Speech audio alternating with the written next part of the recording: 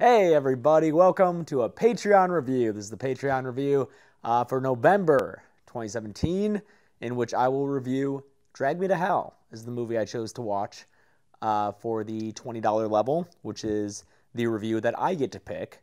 It's every month I watch a lot of horror movies. I've been trying to watch more, but this review level is the one that I pick, the movie that I want to review after one that I've watched. In case you couldn't tell, this is unedited. So if this is your first time watching one of these reviews, welcome to this mess. It's not an edited thing. This is just going to be like 15, 20 minutes of me just talking into the camera. I'm not going to edit it at all, just in the interest of time.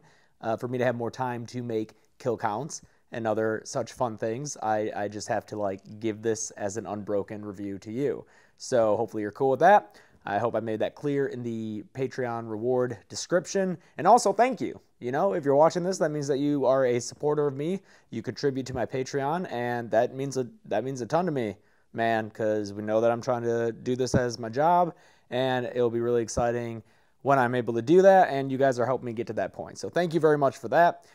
Today, I'm going to be talking about Drag Me to Hell, which is the Sam Raimi film from 2009. I'm guessing most of you have probably seen it. If you're a horror fan, if you're enough of a horror fan to pony up $20 a month to my Patreon, then you've probably seen Drag Me to Hell. It was a big deal when it came out, I think, because it was Sam Raimi returning to horror after doing his huge Spider-Man movies. And Sam Raimi, of course, did the Evil Dead trilogy, which are like horror and then horror comedy for Evil Dead 2 and Army of Darkness. And those are, of course, cult classics. In fact, I just picked them up on Blu-ray. I'm all mic'd up. I really want to show it. Yeah, no, let me go grab it because it's really cool. I got the one with the Book of the Dead.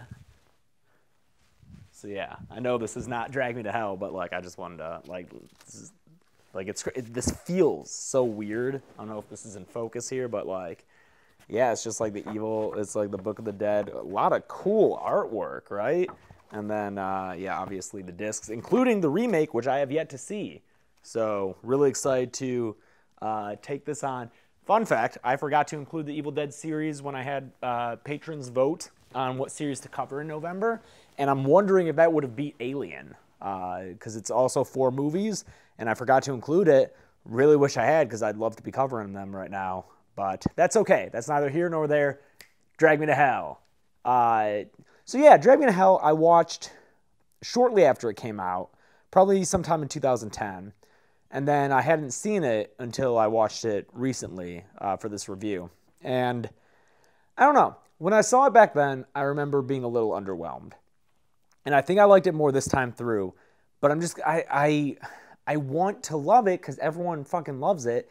It has a 92% on Rotten Tomatoes, but something about it just prevents me from loving it. I like it. Don't get me wrong. I think it's a good movie. I'm just a little bit surprised by the universal acclaim that it has. I know that part of the reason I'm a little turned off by it is the CGI effects. Because with the Evil Dead trilogy, I think one of the best things about those movies is the practical effects and the crazy blood and insane stop motion shit that they do. I think that's really awesome. And here Sam Raimi is doing a lot of the same just levels of gore and gross out stuff, but when it's CGI, it really looks bad to me that. But I remember it looking bad in 2010 too. It's not just a matter of looking at it 8 years later and being oh, this didn't age well. I feel like it's always looked not great.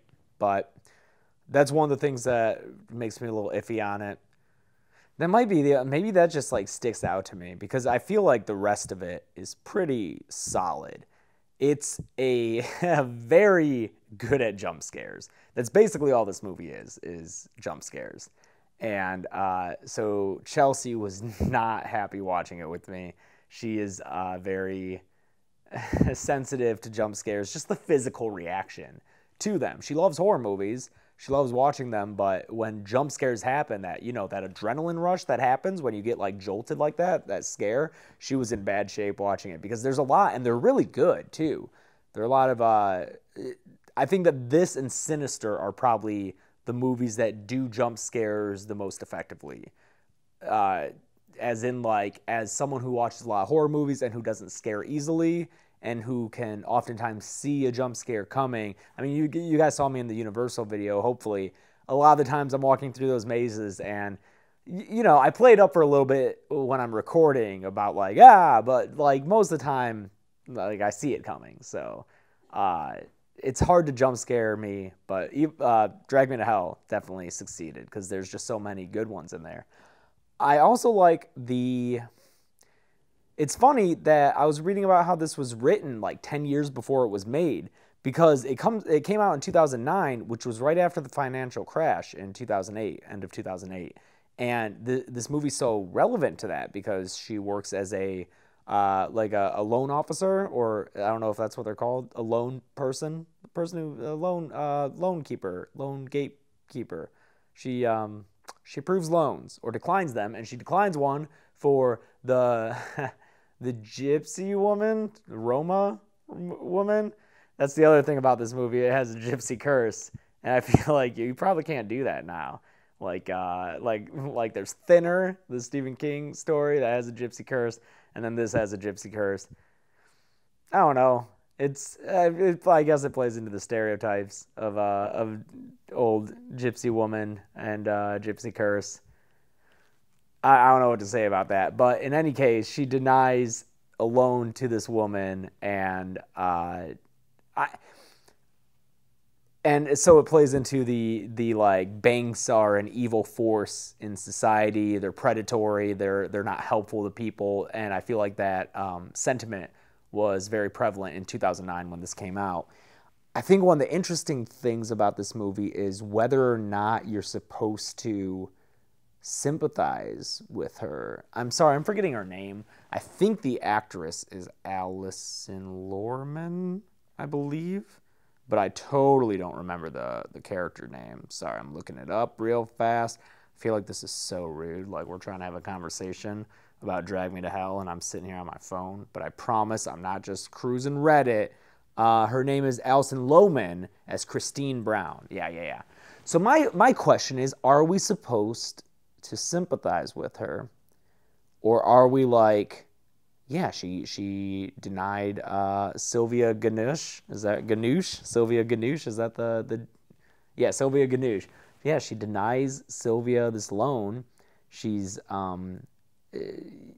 she knows that what she's doing is wrong and heartless, but she does it anyway in an attempt to like just advance professionally. Are we supposed to root for her? And I think the added level of that is, and I'm not sure how intentional it was, but I especially feel with a lot of these issues, more on the surface nowadays in present day culture. Watching this movie, it's very easy to see that's like a woman in a workplace who is getting overlooked for like a dude who isn't as experienced because her boss is pitting her against like the new hire for the assistant manager position that she really wants.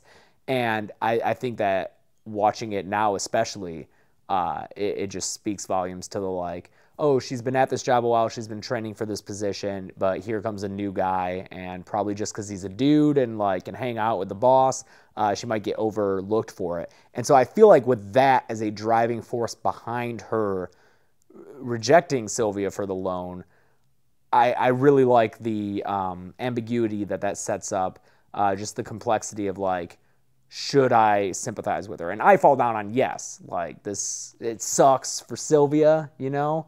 But I understand where she's coming from. I don't necessarily agree with her denying the loan, although, you know, I don't necessarily disagree with her denying the loan because Justin Long is like, should have paid her bills. But definitely doesn't deserve to be cursed and sent to hell, which, spoiler alert, is the end of this movie. Yeah, I like that aspect of it.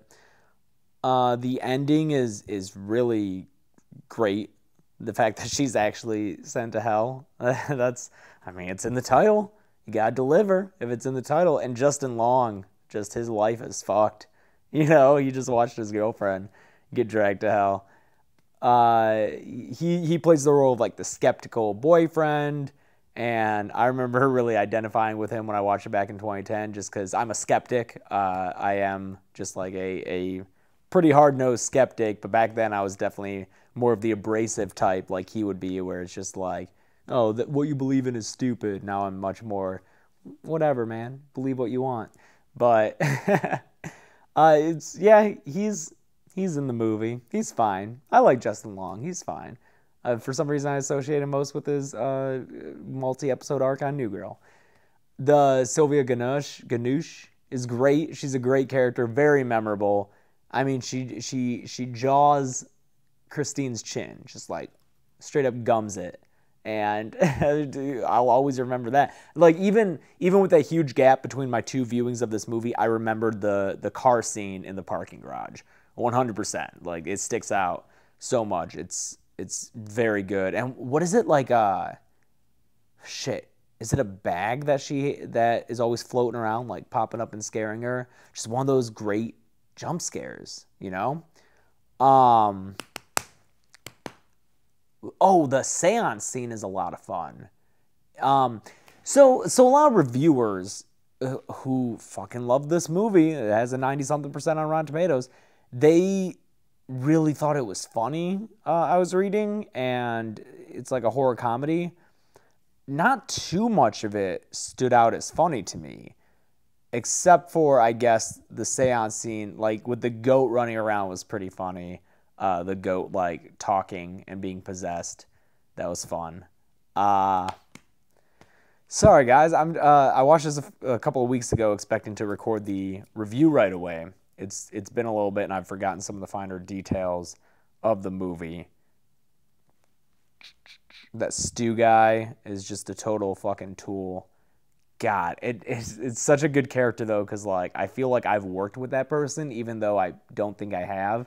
But it's such like he's just that dick in the office who's just always just trying to get ahead professionally and will screw you over to do it. And that guy is played so well. And then the boss just has this like hapless, oh, that boss sucks. The boss pisses me off more than Stu just because he's so passive. It's like, dude, fucking recognize, like, dude, know what's going on in this situation. I love the fake out where you have her at the end delivering the button back to Sylvia's corpse and like stuffing it in her mouth, and that's a funny scene. That's like black humor. The whole everything going on in that grave as it's filling up with water. That's a lot of fun. And then the fake out at the end, the twist where it's like, oh, that's not like that's a coin, not the button. Easy to mistake. Like it's so. I love how abrupt that ending hits you too, because Justin Long is like, oh, hey, here's this button. And then it's just like, it's like crash zoom or just like close up on scary face. And then like train and then hell. And then the movie's over. It happens so fast. It hits you so hard. I love it. No Bruce Campbell. I was really expecting Bruce Campbell to pop up in this movie, but he didn't. Like, what's up, Sam Raimi? I thought you'd do that with all your movies. I thought you have Bruce make a little groovy entrance, but I guess not. Lead actress Alison Lohman was good. I feel like I haven't seen her in anything else. I looked at her credits and they weren't that much, unless she's big in something that I just don't watch. Other than that, I think this movie I think it came out during a real weak time for horror movies. Because this is right before Paranormal Activity, I think, was 2010. I think Paranormal Activity kicked off like another cycle of horror movies, like the found footage, all those. And I think those were good for a while. But I think like 2009, and correct me if I'm wrong, I could be wrong, I feel like it's the tail end of... It's like the sputtering out of like the Saw movies. I know that the Friday the 13th remake came out that same year and that it didn't do that well, or did it? But like regardless, I don't think there's a lot of original stuff going on there. I think this is right before horror movies started to kind of kick it up a little bit, because I think 2010 introduced some new things, and I feel like since like 2014 we've been getting some really good stuff. I think that like the past couple of years have been great for horror. But I think that this came out in a time when there wasn't that much good horror stuff going on. And so I think it benefited from being a confident, I was going to say unique. It's mostly unique, I think. You know? I mean, it's very familiar tropes, gypsy curse. I mean, the curse is really the whole thing. The curse, the jump scares, the demonic possession type thing. But I do think that it came in at a good time to stand out as a horror movie in 2009. Oh, I do like all the stuff about class in the movie too, about how she's like this like a pig farmer or just a farm girl, and who has worked her way up and is still looked down upon by Justin Long's family just for not having that upper class background. So yeah, I guess there are a lot of cool themes in this movie as far as like women in the workplace, overcoming lower class upbringings and backgrounds. And again, it's crazy that this was written. I'm sure they punched it up and did another pass on the script. I'm sure they weren't shooting like a script that they wrote in '99, but it's funny to me that it originated so much earlier, because I feel like so many of the fundamental themes in the movie are very of its time, of that 2009, like, hey, we just got screwed over by the banking class, and like the upper class doesn't see us as people, which is represented in Justin Long's family. And so the ending, as abrupt, as much as I can applaud it for being abrupt and unexpected, it sucks a little just from the fact that like this girl, it feels like she's being sent to hell for all eternity for one mistake after really trying to. But I guess the moral there, sorry, I'm working stuff out. We can work this out together. I guess the moral there is that she went so far to escape, or she's so ashamed of her poor upbringing and is so determined to advance in her professional career that she does something immoral that she recognizes as immoral, and that is why she is punished. And obviously, being eternally tormented in hell, probably a bit too harsh a sentence for what she did. But within the confines of the movie, that is the lesson to be learned here, I think.